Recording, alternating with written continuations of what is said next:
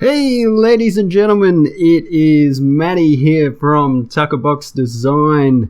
Last week I promised to give you guys my settings for Adobe Illustrator. So, what you have to do is you have to scroll down on the left-hand side, or just go down on the left-hand side to the paintbrush and double-click on that, and what will come up, it'll say fidelity and smoothness. So my settings are, for fidelity I have 12, and for smoothness I set it at 55. So what this means is at the top end of this range you'll get a very, very smooth line, and it'll have a lot of correction. So it'll really correct your line. And then at the bottom end you'll get there'll be minimal correction to your line. So what I find is probably about in the middle is probably the best setting for me, but everyone's different, everyone's style's different, so it's a good idea to start at that top end and then work your way down. Just see what fits best for you and then go from there. The thing that's really helped me with this particular drawing I'm doing here is you get so many happy accidents that way. Because the line is correcting, all of a sudden you'll say, oh, okay, I don't quite like how that looks. And then you'll erase it, you'll draw it in again, and it'll correct it in a way that you'll be like, oh yeah, that works perfectly. So, probably no skill on my part required, but it presents the drawing in a certain way, and you get all these different effects that are pretty awesome. So this week's tutorial, the first thing I wanted to mention is that you'll see with this drawing I had a little bit of trouble with hands, or the one hand in the drawing, and there was a few other things I had a little bit of trouble with. I think some people, they draw something, or they paint something or whatever, and they may do it 5 times or something like that, and they'll say, oh geez, I'm really not that good. But don't ever think that. I mean, there is some things I have spent so long on trying to perfect and do get right and all that sort of stuff, and there'll be so many artists that'll tell you this. Artists are pretty open people, pretty pretty honest sort of people. So some of these things are,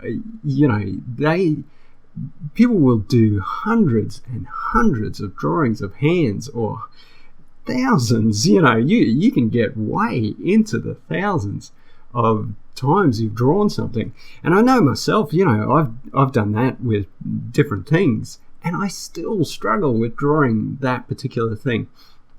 So the best advice I can give you is, when you're trying to draw something and it's not working out, don't think that you're Robinson Crusoe, or don't think that you're the only person that this is happening to. This happens to everyone.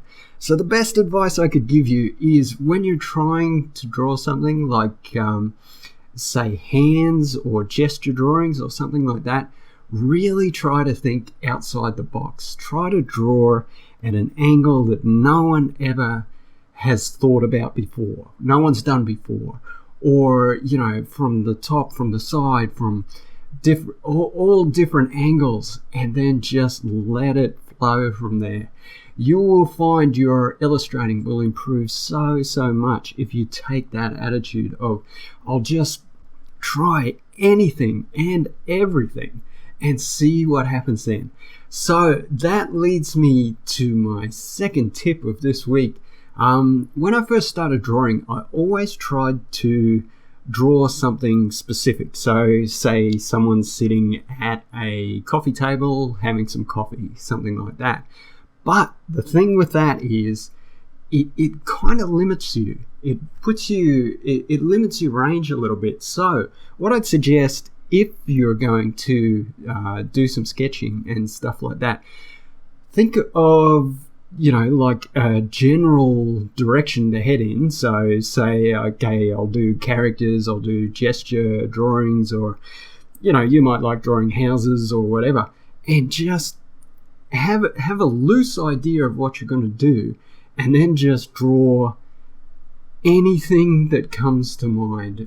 There is no limits in art, so you can just let it go as much as possible and see what comes out of that. And that will make you such a better artist. And it is such an enjoyable process too, because there are no restrictions on you. You can just draw whatever you want without any limits. So I really, really hope those two things help you out. Always remember that every artist struggles with one drawing or another, so it's just one of those things, and just practice.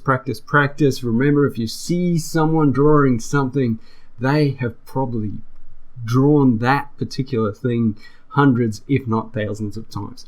So, alright guys, next week I'll talk about folds in clothes. There's a few tips to go along with that, but very, very easy in the end. So, we'll get into that, and I hope you have a great week, and I'll talk to you very soon. Thanks for listening, and I'll see ya.